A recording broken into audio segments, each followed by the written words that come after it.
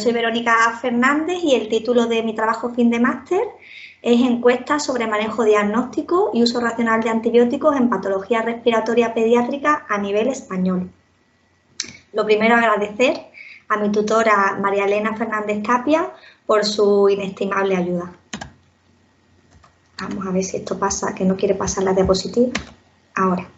Bueno, como introducción decir que las infecciones respiratorias son el principal motivo de consulta en pediatría de atención primaria y la causa más frecuente por la cual se prescriben antibióticos. La resistencia antibiótica además es un problema de salud pública en nuestro país, puesto que España es uno de los países con mayor consumo de antibióticos en humanos sin causa epidemiológica que lo justifique. Y es uno de los primeros estados europeos con mayor tasa de resistencia a antimicrobianos. El objetivo de nuestro trabajo es, primero, conocer los hábitos de prescripción antibiótica en patología respiratoria infantil, especialmente en el ámbito de la atención primaria. También relacionar dichos hábitos de prescripción con las variables experiencia laboral, ámbito de trabajo, ya sea urbano versus rural, especialidad médica del profesional, pediatría, sobre todo vía MIR, versus otras especialidades o no tener especialidad, y la presión asistencial a la que se ve sometida el médico. Así también como evaluar si en una misma patología la presencia de fiebre alta o secreciones verdosas motivan más la indicación de antibioterapia. Como finalidad última, lo que queremos es obtener conocimientos que sustenten un diseño de estrategias efectivas que promuevan el uso racional de antibióticos. En cuanto a material y métodos, se trata de un estudio observacional descriptivo y analítico, para lo cual diseñamos un cuestionario semiestructurado y anónimo de 33 preguntas, que constan 4 de datos del profesional y puesto de trabajo, 1 sobre la presión asistencial como media de pacientes vistos al día, 16 preguntas directas acerca de criterios de indicación de antibiótico, elección de este antibiótico, dosis y duración. 2 preguntas sobre las pruebas diagnósticas a realizar para confirmar una patología. 7 preguntas en forma de caso clínico, de forma que relatábamos los síntomas para crear un caso ficticio habitual en nuestras consultas de atención primaria, pero en las que no dábamos el diagnóstico, sino que se tenía que presuponer por el relato de síntomas que hacíamos.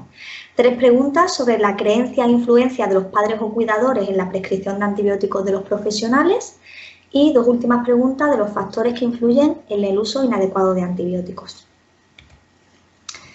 La difusión de este cuestionario la realizamos mediante correo electrónico a través de 2 vías. Por una parte, la lista de distribución de la red IRI Pediat, que me imagino que conocéis todos, en la que creo que hay más de 1.500 pediatras, no lo sé muy bien, pero hay una lista fantástica en la que además se pueden comentar casos clínicos y se obtiene mucha ayuda y es a nivel español.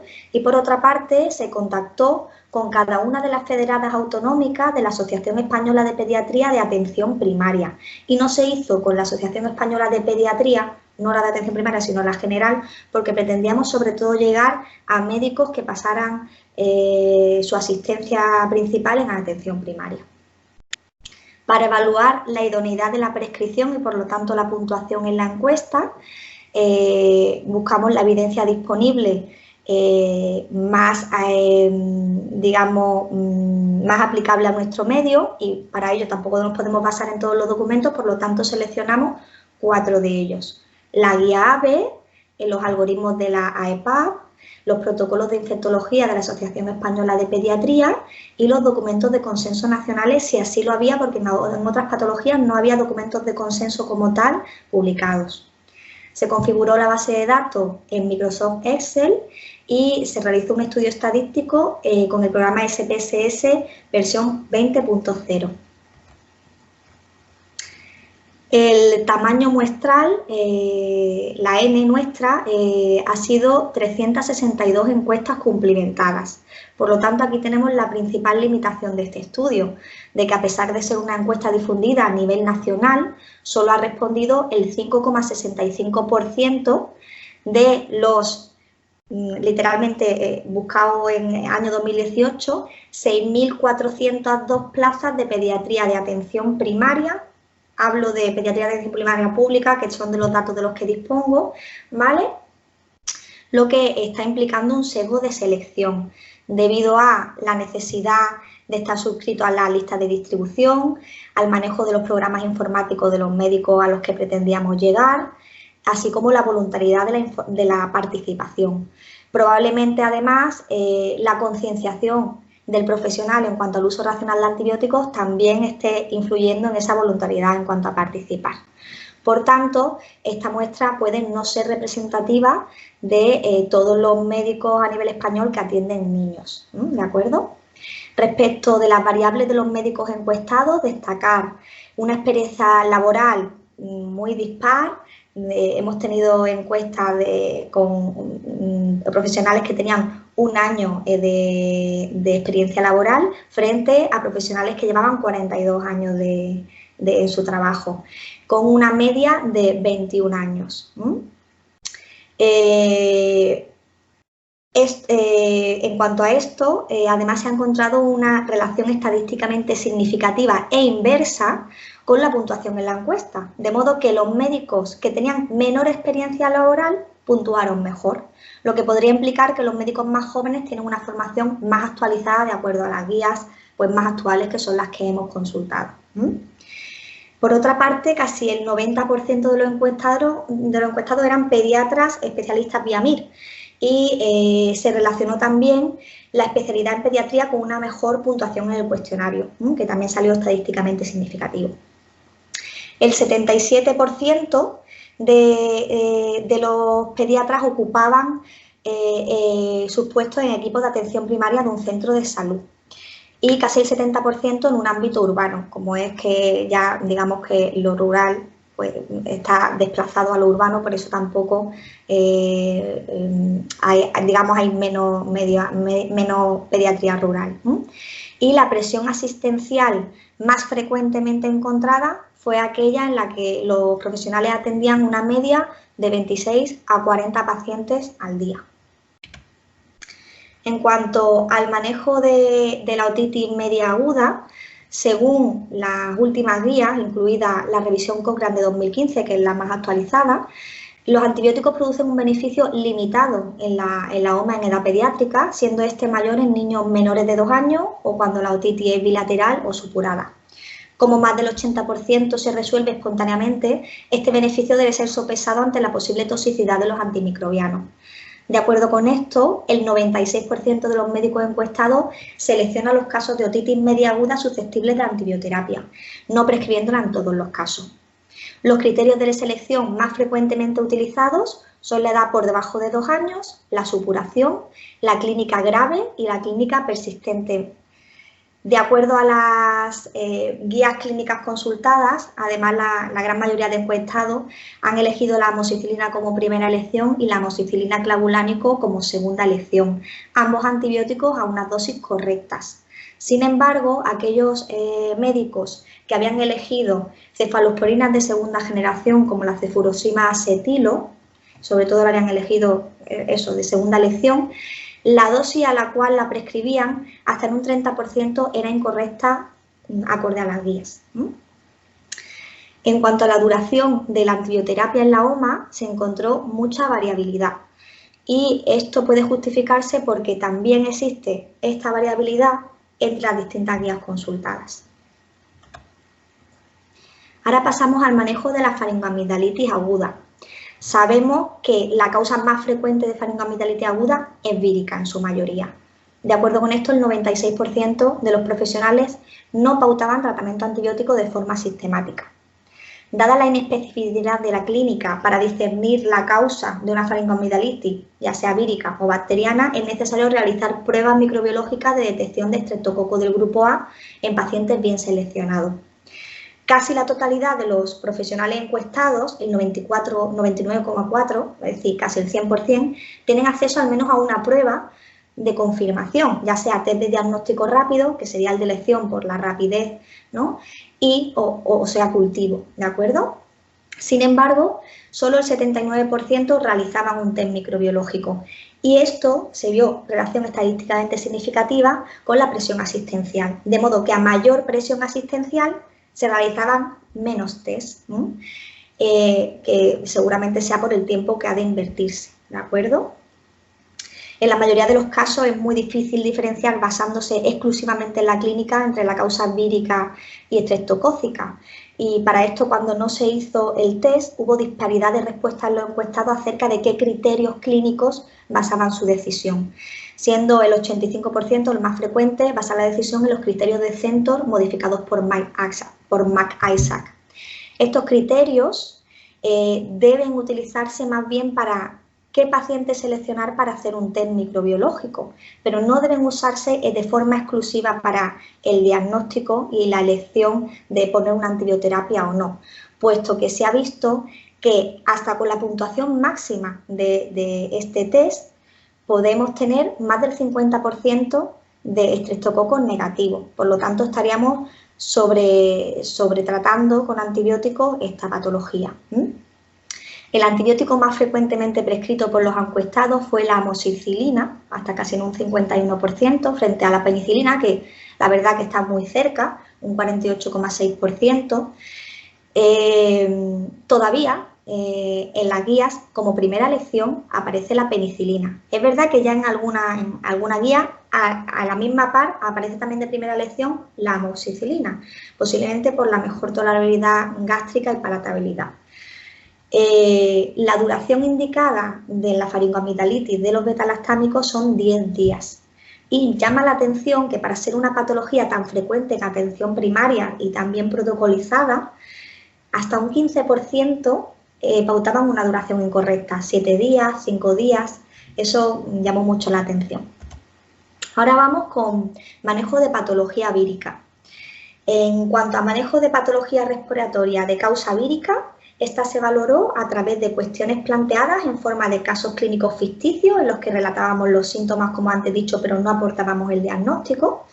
Y se presentaron casos de catarro de vías altas, bronquitis, broncoespasmo y bronquiolitis. En estas, cuando mostrábamos los casos afebriles o con fiebre de bajo grado, más del 90% de los encuestados se abstenían de indicar antibioterapia, de acuerdo a las guías actuales.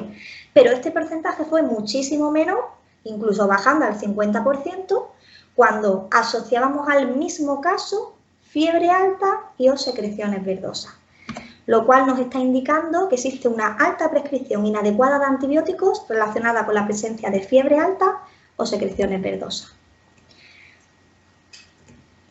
En el manejo de las neumonías adquiridas en la comunidad, muchas guías actuales proponen que en el ámbito de la atención primaria no se realice radiografía de tórax de forma rutinaria en niños sanos, ya que esto va a predisponer a un sobreuso de antimicrobianos. En nuestra encuesta, casi el 60% se abstenía de realizar radiografía, haciendo un diagnóstico exclusivamente clínico, y ello estuvo relacionado estadísticamente significativo con los años de experiencia laboral, de modo que a mayor años de experiencia laboral se realizaban menos radiografías. Los antibióticos de primera elección, tanto en la neumonía típica como en la atípica, fueron acordes a las guías. La amoxicilina en la típica y los macrólidos como claritromicina, acitromicina en la atípica. Sin embargo, la duración propuesta por los encuestados en las neumonías típicas en niños sanos con buena evolución fue incorrecta en más del 30%, porque actualmente se indica una duración de 7 días, ¿de acuerdo?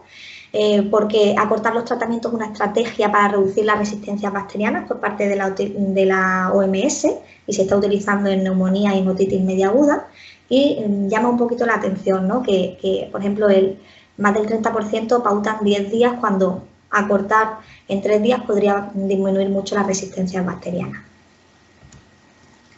En cuanto a la creencia e influencia de los padres y cuidadores, según nuestra encuesta, los profesionales están sometidos a peticiones de los cuidadores para que receten antibióticos cuando ellos creen que no es necesario, aunque solo ocasionalmente los médicos ceden a estas peticiones. Esto demuestra la falta de concienciación de la población y la necesidad de las medidas educacionales a este respecto.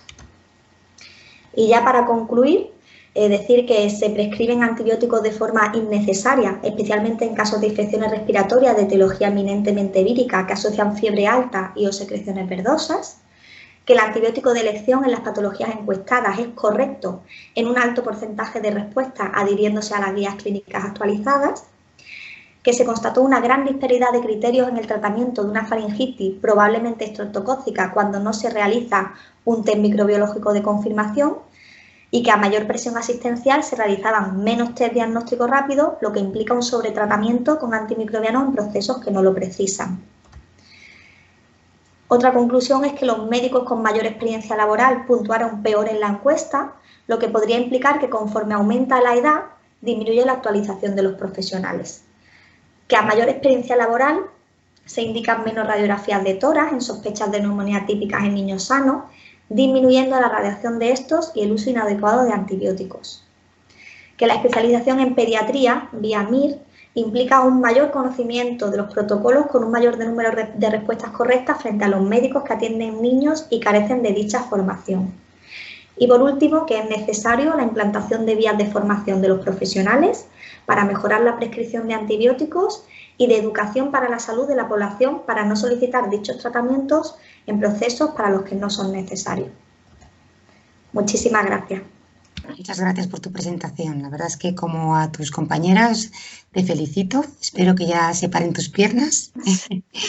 Y nada, enhorabuena por el trabajo. Lo único que es lo que tú has reconocido desde el principio, es un trabajo que han respondido un 6% de la gente a la que le has enviado, ¿no? Con lo cual, y a lo mejor es posible, ¿no? Como tú dices en el texto, que ese 6% sean de los que mejor lo hacen, ¿no? Con lo cual, bueno, pues a veces, a mí eso me ha hecho como intentar mirar el trabajo con ojos más positivos, ¿no? O sea, bueno, pues que no está tan mal como prescribe la gente, ¿no? Y por otro lado, es como muy interesante para poderlo pasar, pero a lo mejor de una forma con más tranquilidad, ¿no? A cada federada y de manera individual para obtener resultados así, bueno, pues que nos orienten a lo mejor un poco más de lo que hace la mayoría de la gente.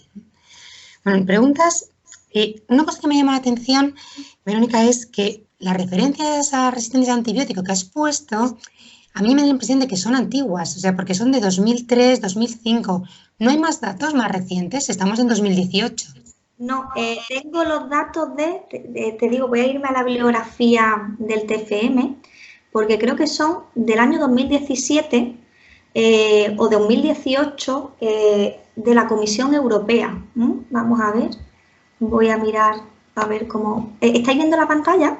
Sí, sí. Es que voy a ver si me puedo meter. A ver. O sea que sí que, no sé, me ha parecido que no se me ha debido pasar ese dato de 2017.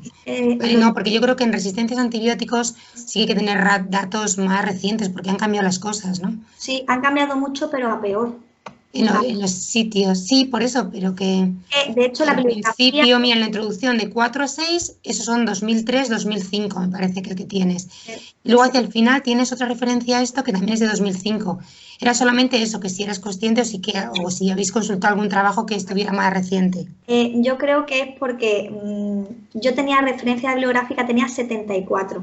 Y cuando vi en la normativa que tenía que dejarlo en 30, y bueno, y Manuel Praena me dejó dejarlo en 31, puede ser que a lo mejor no haya seleccionado totalmente correctamente la bibliografía. Sí, sí. Entonces sí que he quitado sabiendo lo que quitaba, pero se me ha quedado muy corto la bibliografía y tenía datos de 2017-2018, europeos. Y cómo se llamaba la atención a España, las resistencias antimicrobianas. Es el mayor consumidor del mundo en antibióticos humanos, aunque no el primero en resistencia bacteriana. Es el tercero de Europa, porque estaba delante Francia y Alemania. Sí, sí, y además en esos datos, que es el de Health Consumer del año pasado, España es no solamente, prescriben antibióticos, pero es que es el país en que la población está convencida de que cualquier fiebre se trata con antibióticos y como no solucionemos eso que tú también comentas, pues yo creo que lo tenemos difícil porque la formación de los médicos yo creo que es bastante buena. Entonces, pues a ver. Mira, otra pregunta quería... De la formación de los médicos, es que me ha llamado la atención que tú has dicho que parecen unos datos positivos, ¿no? Sí. Pero, sin embargo, yo pensaba que lo hacíamos mejor. Porque, claro, es que como tenía que acortar tanto y demás, no me ha dado tiempo a poner muchas cosas, pero de 28 puntos que se podían sacar en la encuesta, porque claro, de las 33 cuestiones no se podían puntuar todas, porque si trabajas en urbano o rural, eso no puntúa como correcto o incorrecto, ¿no? Por eso son un total de 28, digamos. Pues la media era de 18 y nadie sacó un 28. Entonces, y yo digo, son además patologías tan frecuentes que vemos a diario, que están tan bien protocolizadas, que me llamaba la atención justamente lo contrario, que pensaba yo que lo hacíamos mejor. Pues fíjate, yo he sacado los datos, ¿no? Entonces, yo de lo que me he leído de tu trabajo, a mí me parece que las otitis están bastante bien tratadas. A lo mejor hay preguntas que son más importantes y otras menos, pero yo creo que las otitis están bastante bien tratadas por lo que has contado. Sí que es verdad la duración, pero tienes que tener en cuenta lo de las guías. Sí, Por ejemplo, ahora mismo se acaba de publicar, ¿sí? Sí, que hay mucha disparidad entre guías en cuanto a la Sí. duración. Cada vez ya se tiende a acortar, a seleccionar más los casos, pero claro, hay guías que están aún actuales, pero están diferentes a otras. Entonces, en la otitis se ve mucho esa diferencia. Sí, pero por ejemplo, en la faringitis, que tú has puesto como mala respuesta de tratar 10 días, ahora ha salido en la Comunidad de Madrid una guía de antibióticos para atención primaria en la que indican tratamiento de faringoamigdalitis, aunque sea con penicilina, 7 días. Yo creo que ahí hay Pero muchas diferencias en ese aspecto, ¿sabes? Entonces, yo creo que a lo mejor ¿Perdón? que con 7 días se cura, digamos, el cuadro clínico, pero no erradica estado de portador, con lo cual se queda el contagio, se queda... Sí. Entonces, al Eso es final... lo que se decía antes, porque yo siempre he dado 10 días, pero ahora las guías nuevas están en la tónica que tú dices de acortar y proponen 7 días. De todo lo que decíamos antes, les da igual, o sea, 7 días de tratamiento. Sí. Entonces, bueno, pues que te digo que van cambiando un poco las cosas por distintos criterios, es verdad que es lo que tú dices, pero lo que te quiero decir es que hay preguntas que a lo mejor no son tan importantes como otras, y mi apreciación es que como los más importantes, pues probablemente lo cumplían, las otitis estaban bien tratadas, las faringoamigdalitis también, menos en los días, pero te reconozco que yo las trato ahora 7 días, o sea, pero porque sí, pues sigo las guías que me han indicado ahora. Y además, de hecho, no sé lo que pensan los demás, pero no sé la cantidad de pacientes que cumplen los 10 días de tratamientos de una faringoamigdalitis aguda una vez se han curado, que dudo mucho que cumplan todos los 10 días. O, por ejemplo, en las neumonías, que las tratan bien, ¿no?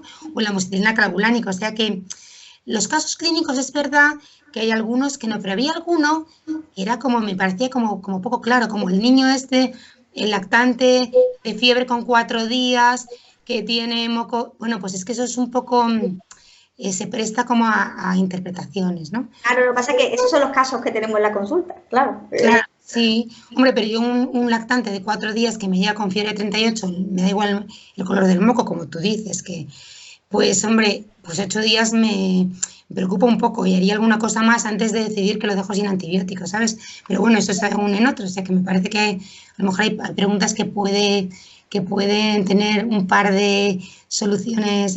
Pero bueno, eso solamente es una apreciación, o sea que en eso no te quería... A ver, una de las cosas, pregunta que quería hacerte, mira, me ha llamado la atención en lo que el material que nos facilite el diagnóstico más preciso en la consulta. A mí, el test del estreptococo me parece que es un test que sí que debemos tener todos en atención primaria y utilizarlo, ¿vale? Y de hecho, pues la mayoría lo tenemos, ¿no? Pero lo que no estoy tan de acuerdo es que sea necesario tener el test de la gripe y el test del virus sincicial respiratorio. Esos son test que están disponibles en los hospitales, que son costosos, ¿vale?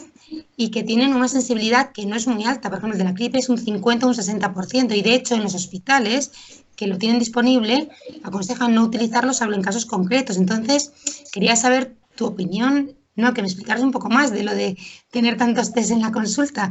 Claro. ¿Para qué nos servirían? Bueno, tenerlo disponible no quiere decir utilizarlo sin seleccionar bien a los pacientes, igual que el test de diagnóstico rápido de estreptococo no se debe poner a todos porque no va a discernir entre el estado de portador y el enfermo. También yo hablo de tener, por ejemplo, los test de virales, porque a lo mejor un lactante de 6 meses con fiebre de 40, con muy buen aspecto, y que las familias están con un cuadro catarral o que asiste a guardería, pues a lo mejor en época de gripe hacerle un test de gripe nos saca de hacerle una analítica, ¿no? O, en fin, como quedarnos más tranquilos. No, Porque, por ejemplo, y el de VRS un poco por época de epidemia, que realmente el VRS, por ejemplo, para hacerlo en el hospital, nosotros lo utilizamos exclusivamente en cuanto tenemos un lactante con pausa de apnea en época epidémica, por ver si va a ser una apnea más bien por el inicio de una posible bronquiolitis, o para cuando vamos a ingresar una bronquiolitis, que me da igual que sea VRS o no, a no ser que tenga que juntar camas, y entonces tengo que agregar a los pacientes, ¿no? Que no se pase a un adenovirus a un VRS, ¿no?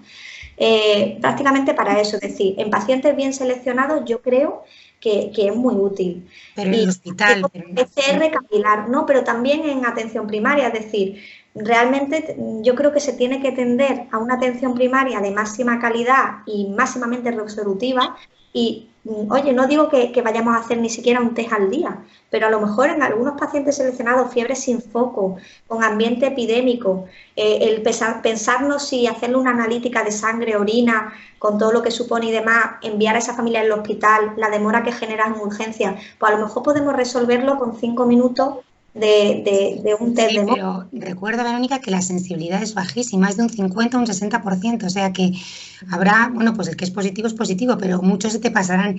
Y estos cuadros se controlan desde la clínica, o sea que no te aportaría tanto el saber.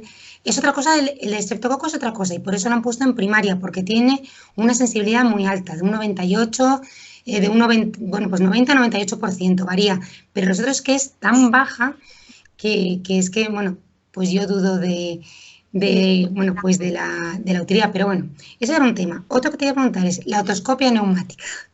A ver qué es lo que piensas. Estamos en las otitis, que tú has dicho muy bien, que las otitis, bueno, pues de cada 10 otitis que tratamos, que es lo que solamente harían falta 2 tratamientos, ¿no? Y generalmente tratamos niños que están muy afectados, tímpanos muy abombados, que lo verías con el otoscopio. ¿Qué te aportaría una otoscopia neumática? Que lo que vas a ver es si hay líquido dentro, o sea, que no te va a mover el tímpano. Pero si realmente el tímpano está bombado, tampoco te va a aportar nada, porque si está bombado no se va a mover. ¿Qué es lo que piensas tú de la otoscopia neumática? Yo creo que sí que es muy útil. También lo digo, claro, desde el conocimiento que tengo de que he hecho dos cursos, entonces estoy como muy sensibilizada con la otoscopia neumática, de la que no dispongo, de todas formas, en mi centro. Pero yo, que ni siquiera la conocía, me apunté a un taller y después ya me apunté a otro taller también, porque en muchas otitis que creemos, yo creía, de hecho veía que sobretrataba muchísimas otitis a partir de estar en ese taller, a lo mejor son serosas o puede estar el tímpano abombado con moco y demás, pero puede estar rojo en ese momento porque esté el paciente febril, porque esté llorando, que aumenta muchísimo la vascularización timpánica. Y entonces, el hecho de que se mueva, cómo se mueva, bueno, y para eso necesitamos un entrenamiento, es decir, que es verdad que eso hay que entrenarse muy bien, pero sí que me aportaba mucho en el diagnóstico para descartar, indicar antibioterapia. De hecho, vaya, lo he dicho, no dispongo, pero me gustaría disponer en un futuro también, claro, entrenándome un poquito más. Y creo que es algo que es de bajísimo coste, que se hace a la vez que la otoscopia normal, con lo cual tampoco implica tiempo y que podría incluso disminuir más la prescripción de antibióticas en otitis media. Claro, lo que pasa es que si un tímpano está bombado, lógicamente la neumatoscopia, tú hablas más de tímpanos rojos que no estén abombados, ¿no? Pero también hay abombados sin la imagen clásica en donut, sino un poquito abombado, que estás ahí, que sí, que no, y que a lo mejor dice, bueno, lo reviso en 24 horas, y dice, si mañana tengo 60 pacientes, no lo puedo revisar, ¿no? Entonces, en esos casos, a lo mejor, si se mueve o no se mueve, ¿vale? Me va a mejorar, porque con la otitis serosa se mueve un poquito, pero con la otitis media aguda no se mueve absolutamente nada, que es lo que aprendí en el taller. Entonces, ajá, vale, pues nada, yo es que cuando llegué al centro de salud me compré un neumatoscopio, lo pedí a Estados Unidos, pero aquí no había, y lo utilicé. Y la verdad es que, bueno, pues sí, veía que se movía la membrana, pero que tampoco me aporta mucho. Ahora mismo no lo puedo meter en el otoscopio que tengo, pero es que me parece que, vamos, que pienso que con la clínica, intentando no utilizar mucho antibiótico con las indicaciones que tenemos de las guías, que podría ser suficiente y no influiría mucho en el tratamiento antibiótico, pero bueno, bien, pues... Es afinar un poquito más todavía, ¿no? Además de los... Me parece interesante tu respuesta. Mira, y luego la otra cosa que antes de dejar a personas de más es el tema de la, o sea, que ahora estamos dando mucha importancia a la prescripción de antibióticos por la resistencia, etcétera, ¿no? En la Comunidad de Madrid están poniendo mucho hincapié en formarnos a los profesionales, pero es que yo realmente lo que pienso yo, no sé, a ver lo que tú, que es que lo que hay que es que educar a la población más que a los profesionales. Yo creo que si hay alguien que le falta educación, aunque es verdad que podría ser mejorable en la nuestra, es a la población. Entonces, no se está haciendo ninguna campaña de población. No sé lo que pensará Juan o Amparo. ¿Qué te parece a ti esto? No sé, a lo mejor en Andalucía sí que lo están haciendo. No, no lo están haciendo y es que me parece que tendrían que hacer como una mega campaña a nivel nacional de forma muy incisiva. Esto se hizo hace unos años en Suecia. Yo es que conozco profesionales que trabajan allí y en la que empezó a aumentar la resistencia bacteriana e hicieron una campaña a nivel ya no solo de los profesionales, sino más bien de la población, de tal forma que ahora, cuando tú indicas un antibiótico, cuando tú además has constatado incluso una PCR de 250, una PCR capilar, o tienes el test de estreptococo positivo, es decir, le das todas las herramientas al paciente con el diagnóstico certero de que necesita un antibiótico, el paciente dice, no, por favor. O sea, es ya que han pasado como al otro extremo. Claro. Pero hicieron una muy buena campaña a nivel nacional, que yo creo que es lo que nos hace falta a España. Claro, claro, sí, sí, por eso que en las conclusiones, yo creo que es que eso es muy importante. Y es que las autoridades sanitarias no tienen el chip puesto en eso, pero me parece que es fundamental. Pues muy bien, muchas gracias. Dejo paso a Juan y a Amparo, por si quieren hacer alguna pregunta. Gracias. Enhorabuena. ¿Empiezo yo? Sí, Juan, gracias.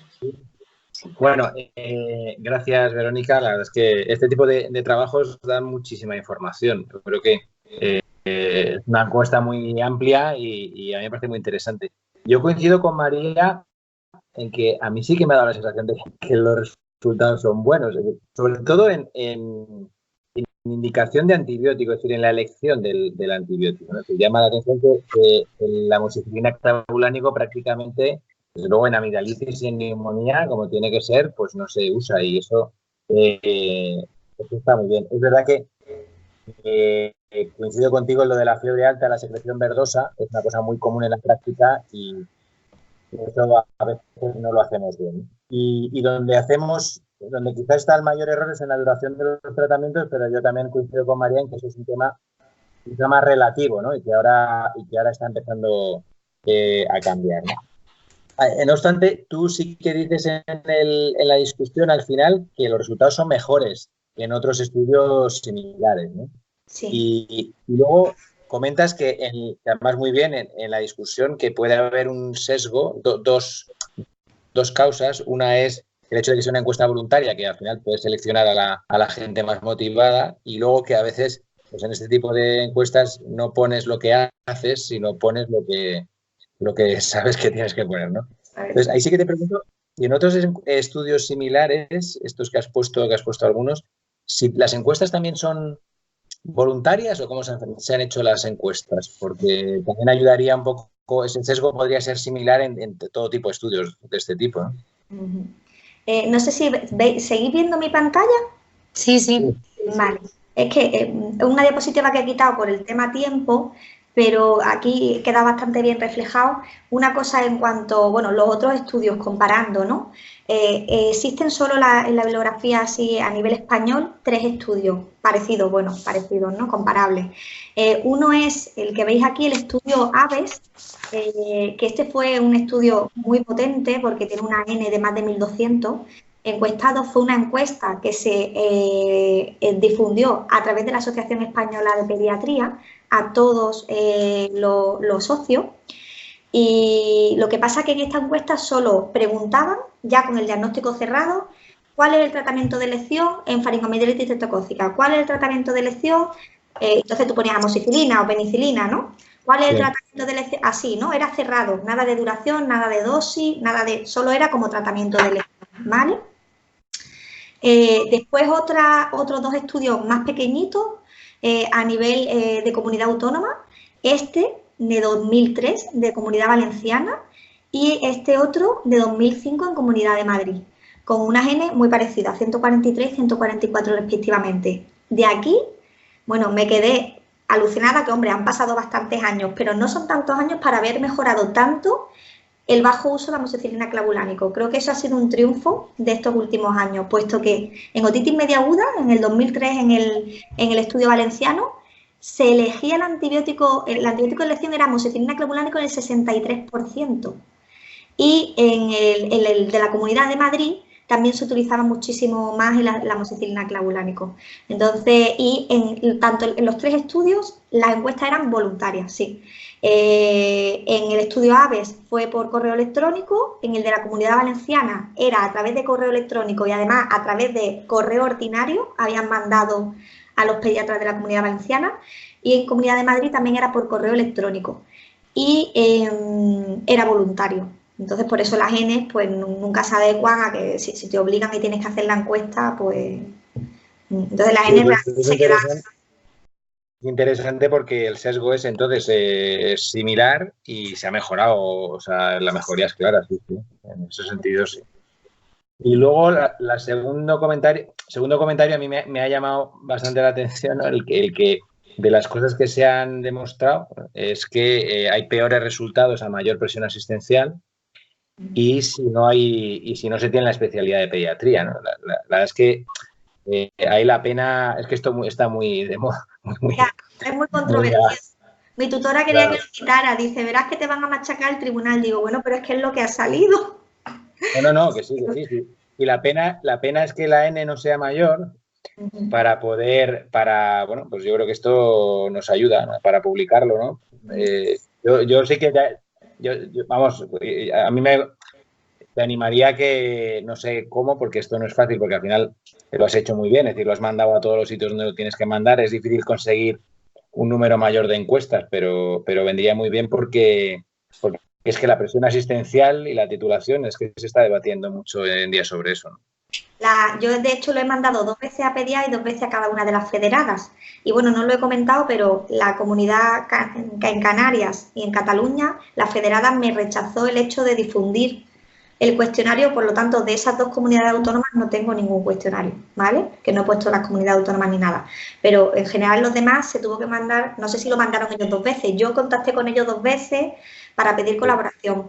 Y he comentado con mi tutora que me gustaría pues seguir intentando difundirlo. Lo que pasa es que el problema es que vaya a ser que alguien no se acuerde y lo conteste 2 veces. Entonces ahí tengo ahí un poco de problema. Tendría que ser otra vez, a lo mejor un estudio similar, nuevo. Pero a mí me parece que es una pena porque el diseño está muy bien, la idea es muy buena y la pena es que haya contestado tan poca gente. Muy bien, pues nada, gracias. Gracias a ti. Bueno, muy bien, Verónica. Prácticamente ya no me quedan preguntas, tampoco porque entre la exposición tan clarita que has hecho y las preguntas que ha hecho María y Juan, pues prácticamente ya están contestadas las que yo te podría plantear. Y bueno, una reflexión, o sea, que un poco, ¿qué piensas? ¿Que el conocimiento sobre el uso racional de los antibióticos hace que los usemos racionalmente? O sea, ¿es la impresión que tienes después de haber hecho este estudio y con la bibliografía que has revisado? Sí, por supuesto. La formación nuestra, el conocer el antimicrobiano, para qué está indicado, su farmacocinética, es decir, el mayor conocimiento posible va a influir mucho. Pero después también, claro, tener las herramientas de diagnóstico adecuado, tener una presión asistencial que te permita aplicar esas herramientas y también convencer a los pacientes. Porque muchas veces yo creo que hay médicos que están quemados o que están ya hartos, o también me ha faltado poner una pregunta que hubiera sido interesante de si cambia la actitud un lunes y un viernes.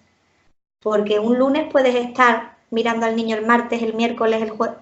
Sin embargo, un viernes viene el fin de semana y te da un poquillo de sustillo dejarlo sin cobertura.